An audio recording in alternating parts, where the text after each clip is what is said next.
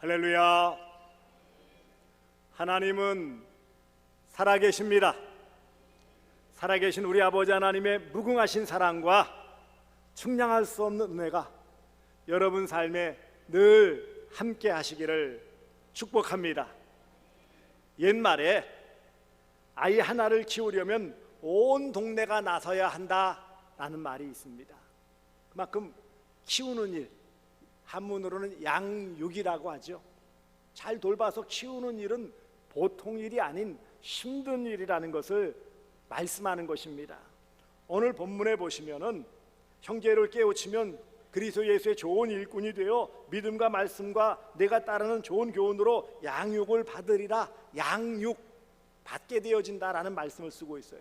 양육. 이 양육이라는 것은 아이를 보살펴서 자라게 해주는 것을 말하는 거예요. 성경적인 의미에서의 그런 양육은 잘 돌보아 길러서 자라게 하는, 신앙을 잘 자라게 해주는 것을 양육이라고 합니다.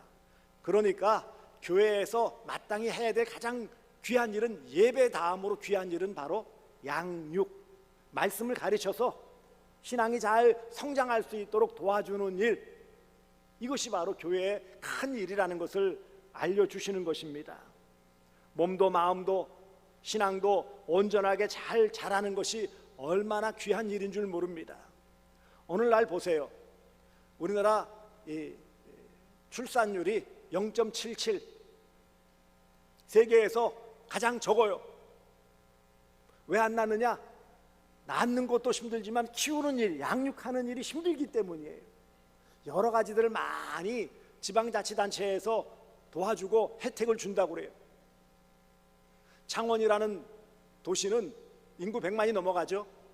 이런 공단, 공업지구가 많은 그런 도시이니까 재정적인 여유가 있는지 신혼부부에게 1억을 대출해 주는데, 첫째를 낳으면 이자가 면제되어져요.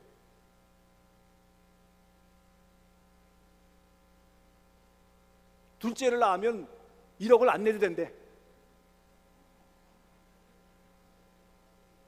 월 양육비 100만 원, 둘째는 70만 원. 가짜인가 그랬더니 실제로 나왔던 얘기예요. 그러니까 지금 그렇게 안간힘을 쓰는데도 나요, 안 나요? 안 나요. 요즘 남편들도 육아휴직 1년 받을 수 있다는 사실 아십니까? 나 우리 애 키워야 됩니다. 그러면 1년 동안 쉴 수 있어요. 월급의 70% 주고요. 그런데 날까요, 안 날까요? 이쪽에 할머니들은 좋아하지 마시고요. 이미 대상이 상대가 아니니까 그냥 포기하시고, 한마디로 낳는 것도 어렵지만 기르는 일은, 제대로 사람 굿이라도록 기르는 일은 너무 어렵다라는 거예요. 그런 의미에서 우리는 왜 자식들이 결혼을 안 하고 왜 안 낳느냐 윽박지를 일이 아니에요. 왜요? 그만큼 힘든 일이에요. 양육은 너무너무 어려운, 인간의 도리로서 해야 될 일이지만 너무 힘든 일이기 때문에 양육은 보통 문제가 아닙니다. 그래서 흔히들 뭐라고 그러는지 아십니까? 자식농사라는 말 들어보셨어요? 자식농사, 자식을 잘 기르는 일을 농사에 비유했어요. 보세요. 일단 낳는 일도 힘들어요. 요즘 조산원의 산후조리원의 비용이 얼마나 되는지 아십니까? 몇백이 몇백. 네. 낳으면 그 다음에 어떻게 해야 되죠? 일단 먹여야 돼요. 젖을 먹이든지 분유를 먹이든지 먹이고요. 트림시켜야 되고요. 싸면 기저귀 갈아줘야 되고요. 또 재워야 되죠. 먹고 자고 싸고 먹고 자고 싸고. 보통 일이 아니에요. 자식농사라는 말은 그만큼 농사만큼 손이 많이 가고 힘들다라는 의미에서 자식농사라는 표현을 쓴 거예요. 그만큼 양육은 어렵다라는 것을 말씀하고 있지요. 요즘은 그래서 대신 뭐라고 쓰냐면 돌봄 노동, 아이를 낳아서 기르는 이 일을 뭐라고 표현한다고요? 돌봄 노동. 아이를 돌봐 양육하는 게 뭐라고 하는 거예요? 노동의 노동. 노동 중에도 상노동이에요. 그런 우스갯소리가 있어요. 이제 아들 내외가 자녀를 낳았어요. 그래서 자식 맞벌이 나가야 되니까 눈치 보면서 시어머니에게 어머니 저희들 빨리 일어서야 되니까 저희들 돈 많이 벌 수 있도록 좀 애 좀 맡아주시죠. 그러면 시어머니가 뭐라고 말씀하신지 아세요? 야 차라리 내가 가서 돈 벌어줄게. 힘들다는 거예요. 마음이 많이 쓰이죠. 그만큼 아이를 키우는 일은 부담감입니다. 밤에 잠을 이룰 수가 없어요. 수시때때로 깨어서 울고 젖을 물려줘야 되고 기저귀 갈아줘야 되고요. 쉴 틈이 없이 돌봐줘야 돼요. 한편으로는요, 그래서 많은 것들을 포기해야 돼요. 경력 단절이라는 말이 뭐죠? 직장 생활하다가 아이를 낳으려면 들어와서 최소 1년이고요. 어린이집이라도 보내려면 2-3살까지 키우려면 2-3년은 또 시간을 보내야 되는 거예요. 다시 직장 나가가지고 받아주지도 않을 뿐더러 혹시 받아줘도 그만큼 뒤처진다고 생각하니까 그 일에 대해서 마음을 쓰지를 못하는 것입니다. 예전에는 당연했던 일인데 요즘은 당연하지 않은 선택사항이고 어찌 보면은요 많은 희생을 강요하는 일이 된 거예요. 아이를 낳아서 길러라, 이거는 뭐예요? 희생해라 이 말이잖아요. 어렵습니다. 이유기 때는 이유기 때대로 다 품에 안고 또 이유식을 먹여야 되고요. 이제 어린이집이나 유치원을 보내면 그것대로 또 많은 비용을 지출해야 돼요. 아이들이 왔다 갔다 하는 일이 얼마나 위험합니까? 눈 밖에 벗어나면 어떤 일이 벌어질 줄 몰라요. 위험 때문에 마음이 많이 쓰여요.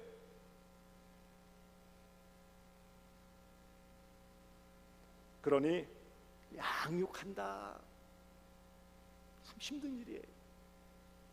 이런 일반적인 상황에서 아이를 낳고 잘 기르는 양육도 보통 일이 아니라면 교회 안에서의 양육, 그것은 곧 새로운 신자가 들어오죠. 교회 처음 나오거나 신앙생활하지 않았던 분들, 교회는 다녔지만 이런 말씀에 대한 깊이가 없이 그냥 나오신 분들이 있어요. 이것을 영적 신생아라고 표현해요. 초신자라고도 표현하고요, 새신자라고도 표현해요. 갓 교회에 나온 사람들은 교회의 어떤 이런 부분들을 잘 모르죠. 말씀을 어떻게 찾고 찬양은 어떻게 하는 것인지, 기도는 어떻게 해야 되는지, 신앙생활을 어떻게 해야 되는지를 잘 모른단 말이죠. 그러니 이런 교회에 갓 나온 사람들을 잘 어린아이 키우듯이 잘 양육하는 일 또한 교회가 맡은 중요한 일이라는 거예요. 여러 가지 장애 요인도 많습니다. 현실적으로 제대로 하지 못하여 교회에 유입되어지지만 잘 키우지 못해서 다시 세상 밖으로 나아가거나 혹은 제대로 양육하지 못해서 제멋대로 큰 양육의 때에 양육받지 못하고 그냥 세월만 보내다 보니까 신앙적인 성숙도는 떨어지는데 연수는 오래되어지고, 이것 때문에 어떤 교회 안에서의 갈등, 성숙하지 못함 때문에 나타난 갈등 때문에 한국 교회가 이곳저곳에서 몸살을 앓고 있어요. 양육, 일반적인 부모가 자녀를 양육하는 일 또한 대단히 어렵고요. 교회가 새 가족들, 새 신자들, 초신자들을 신앙적으로 키우는 일도 보통 일이 아니에요.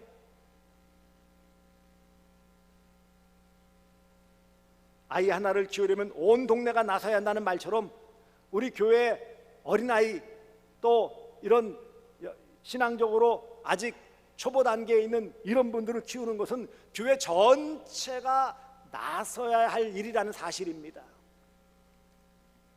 그래도 분명한 사실은 양육은 해야죠. 여기 양육을 받으리라, 양육하라는 말씀이에요.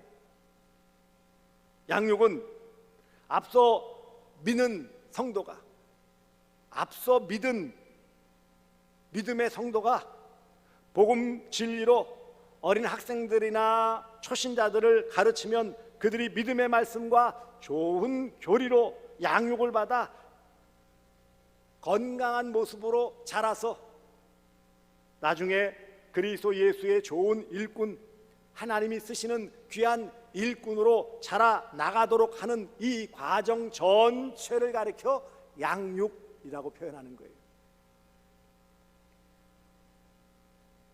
하나님은 교회가 이 양육에 힘쓰기를 원하십니다. 이 전체 과정을 보시면은 전도하여서 그 다음에 초신자, 새신자가 새 가족으로 들어오면 그 다음에 양육 과정, 잘 말씀으로 가르치고 잘 길러서 세례를 받도록 하는 이런 과정, 어린아이 유아기나 이런 영아기, 유아기를 말하는 거죠.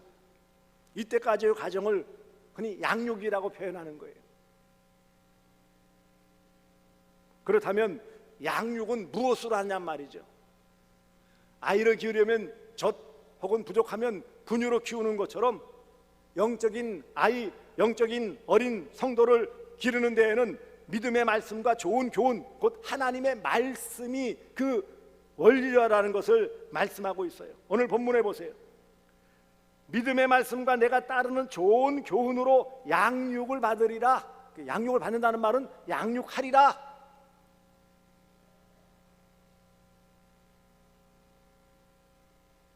그렇습니다. 믿음의 말씀이라는 것은 신앙적으로 잘 자랄 수 있는 원리를 말씀하는 거예요. 원리. 어떻게 성경을 읽고, 어떻게 기도를 하고, 어떻게 예배를 드리고. 아이가 태어나서 자라면 젖 먹는 것부터 시작해서 차츰차츰해서 나중에 뭐예요? 스스로 밥을 떠먹게 만들고, 손도 하고 씻고, 양치질도 하고, 혼자 옷도 갈아입고, 양말도 신고, 이런 것들 하나하나 훈련시키잖아요. 과정이에요. 그것처럼 믿음의 말씀이라는 것은 신앙생활하는 데 필요한 원리를 말씀한다면 좋은 교훈, 교훈이라는 단어의 원래의 뜻은 교리예요. 교리, 믿는 도리예요. 무엇을 믿는지 그것을 알려줘야 된다는 거예요. 어떻게 믿는지도 중요하지만 무엇을 믿는지도 중요하지 않아요?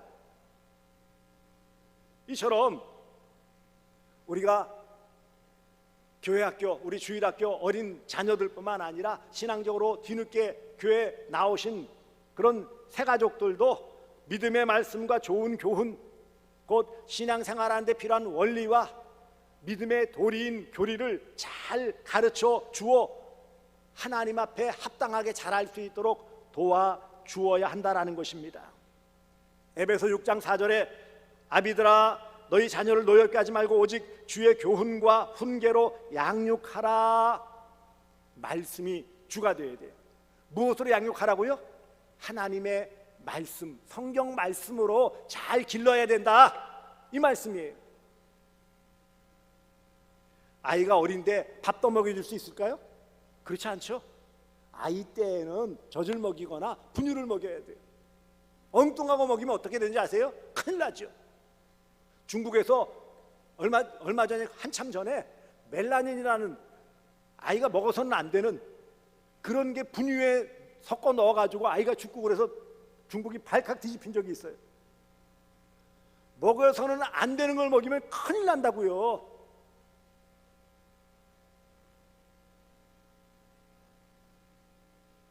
오늘 본문 앞서 보시면 이런 엉터리 같은 존재들이 그 당시에 있었다라는 것을 알 수 있어요.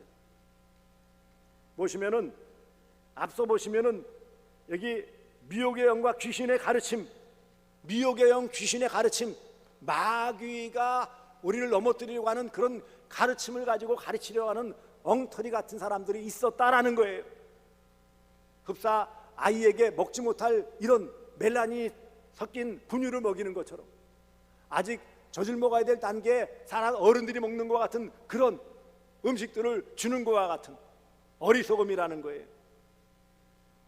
그러므로 우리가 힘써 교회가 또 지도자들이 리더들이 힘써야 될 것은 말씀으로 스스로 무장하여서 어린 학생들에게 또 새가족들에게 믿음의 말씀과 좋은 교훈으로 잘 양육하는 책임을 감당해야 마땅한 것입니다.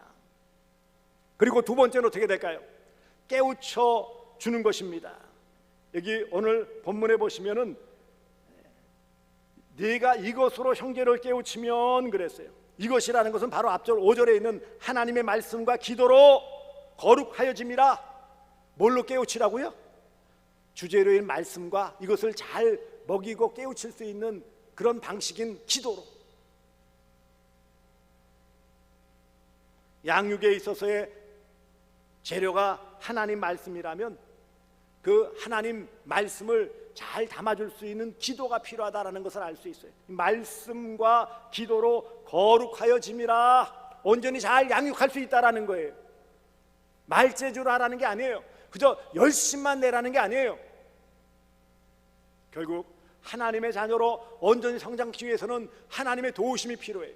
그러므로 양육은 하나님의 은혜요, 하나님의 도우심이 없으면 안 되기 때문에 모든 양육자들, 교사들, 목자들, 리더들, 목회자들은 하나님 앞에 엎드려 하나님의 은혜를 구하고 하나님이 주시는 귀한 영의 양식을 모든 어린 학생들에게, 주일 학생들에게, 새가족들에게 잘 떠먹여 주어야 하는 것입니다. 깨우치게 한다라는 것은 깨닫고 기억하게 한다라는 의미도 있는 거예요. 그러니 양육의 방식으로 깨닫고 그것을 잘 기억하고 그 말씀을 몸에 배어 살도록 하기 위해서는 하나님의 말씀이라는 재료와 더불어 하나님의 도우심을 구하는 기도가 없으면 불가능한 일이에요. 세상에서는 나름 세련된 방식들, 기법들을 많이 얘기할 수 있어요. 그것이 중요한 것이 아니라 하나님의 절대적인 도우심, 하나님의 함께 하심이 아니고서는 불가능한 일이에요. 양육은 하나님의 도우심이기에 양육자는 피양육자를 기도로 돌봐야 한다라는 거예요. 세 번째는 그래서 이렇게 양육하면 어떻게 한다는 거예요. 오늘 본문에 보시면은 네가 이것으로 곧 말씀과 기도로 형제를 깨우치면, 잘 양육하면 그리스도 예수의 좋은 일꾼이 되어 그랬어요. 양육의 궁극적인 목적은 그리스도 예수의 좋은 일꾼. 여기 일꾼이라는 단어는 어느 성경에 보니까 번역을 집사라고 되어 있고요, 혹은 사역자라고도 번역했어요. 어린 아이들, 어린 새가족들, 신앙적으로 새가족들을 잘 양육하여서 결국은 뭐예요? 그리스도 예수의 좋은 일꾼, 집사로, 사역자로, 리더로, 직분자로, 사명자로 나아갈 수 있도록 해주는 것이 양육의 목적이라는 거예요. 그러므로 하나님은 우리를 지극히 사랑하시는 아버지 하나님이세요.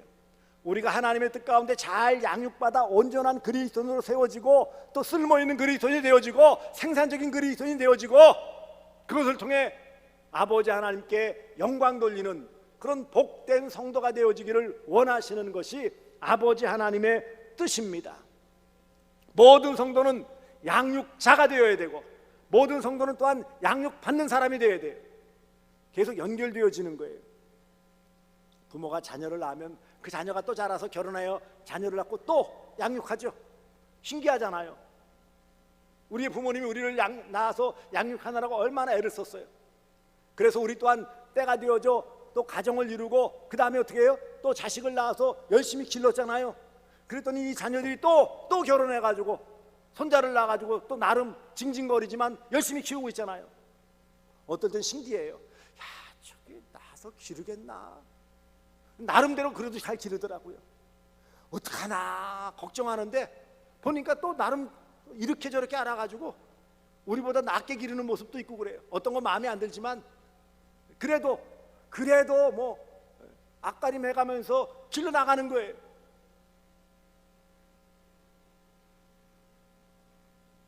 그러므로 사랑하는 성도들이여, 성도는 누구나 양육자가 되어야 합니다. 관심을 갖고 자신이 잘 준비하여 훈련받고 준비된 상황에서 주일학교에서는 우리 유치부, 초등부 학생들, 중고등부, SFC 또 청년들을 말씀으로 잘 기도로 또 잘 양육하는 일에 힘써야 되고요. 교회 갓 들어온 성도들을 또한 우리가 맡아서 목장이든지 또 우리가 리더들이 잘 제자훈련을 통하여 양육하는 일을 감당해야 하는 것입니다. 하나님은 우리 모두가 좋은 양육자가 되기를 원하세요. 양육을 잘하는 교회가 되어지기를 원하세요. 양육은 하나님의 뜻입니다. 따라서 합시다. 양육은 하나님의 뜻입니다. 양육은 하나님의 뜻입니다. 예, 양육은 하나님의 은혜로 이루어지는 것이기에 그 은혜 안에 우리가 기도함을 통하여 이루어나가는 것입니다. 말씀드린 것처럼 양육은 전체 예수님의 명령, 마태복음 28장 19절 20절에 너희는 가서 모든 민족으로 제자를 삼아 아버지와 아들과 성령의 이름으로 세례를 베풀고, 요 전도한 다음에 세례를 베푸는 요 정도까지에 있어서의 갓 교회 나온 사람들을 스스로 세례받고 어느 정도 신앙적으로 성장할 수 있도록까지 도와주는 과정을 양육이라고 해요. 빼놓을 수 없는 과정이에요. 양육의 과정을 빼놓고 그 다음 단계로 넘어갈 수 있을까요? 없어요. 양육은 하나님의 말씀, 성경 말씀으로 가르치는 거예요. 양육은 말씀을 깨닫게 하고 기억케 함을 통하여 스스로 잘 자라게 하는 것입니다. 하나님이 기뻐하시는 양육은 예수 그리스도의 좋은 일꾼이 되도록 기르는 거예요. 그러므로 이처럼 계속해서 이런 양육이 재생산, 자녀를 낳고 또 낳고 낳는 것처럼 이런 일들이 순환적으로 잘 이루어져야 하는 거예요. 디모데후서 2장 2절에 또 내가 많은 증인들 앞에서 내게 들은 바 충성된 사람들에게 부탁하라. 그들이 또 다른 사람들을 가르칠 수 있으리라. 바울이 젊은 디모데를 잘 양육하여 목사로 세웠더니 이 젊은 목사 디모데가 그 교회에서 또한 충성된 사람들, 그런 리더들을 잘 양육하여 그들이 또 다른 사람들, 어린 신자들을 잘 양육하는 이런 복음의 4세대, 양육의 4대가 나타나는 모습을 디모데후서 2장 2절에 기록하고 있는 거예요. 이게 건강한 교회 모습이라는 거예요. 그러므로 사랑하는 성도들이요, 우리는 이런 양육자로서, 먼저 믿은 자로서 양육자가 되어야 돼요. 우리 교육자들이나 주일학교 교사들이나 목자 리더들, 이런 모든 가르침의 위치에 있는 양육의 책임을 감당해야 될 우리 모든 성도들은 이 일을 책임감 있게 잘 감당해야 마땅합니다. 이 일을 위해 하나님 앞에서 먼저 말씀으로 잘 준비되어야 되고요, 이 일을 위해서 하나님 앞에 엎드려 기도하는 이 모습을 통해 열매가 나타나야 돼요. 성령의 도우심이 아니면 어떻게 그 영혼이 변화되어질 수 있을까요? 그러므로 이 일에 최선을 다하십시오. 오늘 본문 앞서 있는 잘못된 양육을 잘못하는 그 모습을 말씀할 때에 오늘 본문 앞서 있는 4장 1절에 그러나 성령이 밝히 말씀하시기를 후일에 어떤 사람들이, 잘못된 양육자들이 믿음에서 떠나 미혹하는 영과 귀신의 가르침을 따르리라. 나름 잘한다고 열심을 내는데 결국 어떻다고요? 믿음에서 떠난 불신앙적인 모습에서 성령의 가르침이 아닌 미혹의 영인, 악한 영, 귀신의 가르침을 따르는 이런 어리석은 모습이 나타날 수 있다라는 거예요.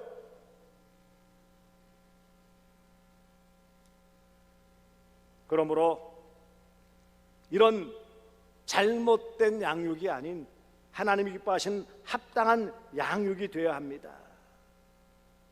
그리고 이런 귀한 말씀에서 하나님의 말씀과 기도로 잘 양육할 때 합당한 그런 양육의 열매들이 나타나게 되어집니다.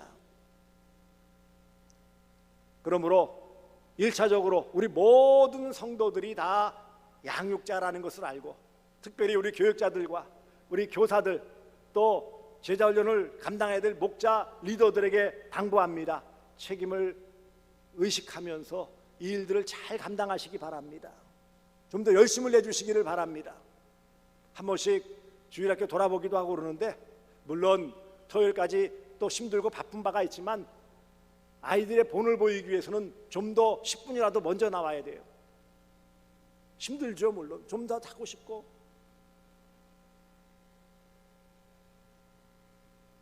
저는 주일날 9시 좀 넘어서 나오는데 오늘은 중고등부 설교를 부탁받아가지고 후다다닥 정신없이 나왔어요.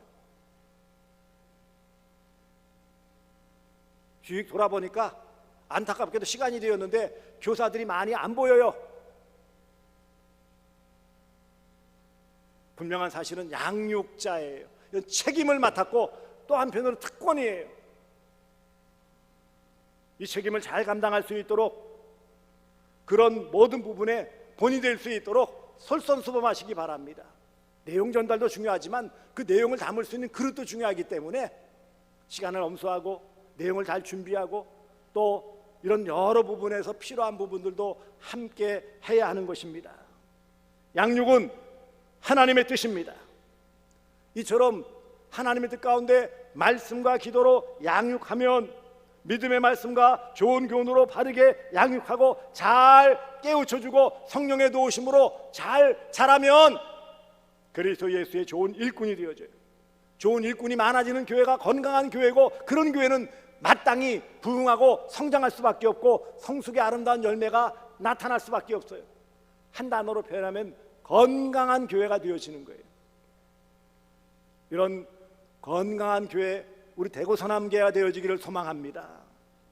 그리고 이런 귀한 양육의 사명을 잘 감당하면 마태복음 13장 43절에 그때의 의인들은 자기 아버지 나라에서 해와 같이 빛나리라. 귀 있는 자는 들으라. 양육을 잘한 그런 주의 일꾼들에게 뭐라고 말씀하신다고요? 아버지 나라에서 해와 같이 빛나리라. 이런 영광, 칭찬, 상급을 받아 누릴 줄 믿습니다. 우리 대구 서남교회가 앞으로 이런 다음 세대를 잘 양육하고 새가족들을 잘 양육하고 그 다음에 더 나아가 조금 더 이제 양육받은 성도들을 잘 훈련시키고 우리 지도자들 리더들은 이런 믿음으로 말씀으로 무장하여서 하나님이 기뻐하시는 귀한 건강한 교회, 교회를 든든히 세워가는 그런 복된 교회 되어질 수 있기를 주 예수 그리스도의 이름으로 축복합니다.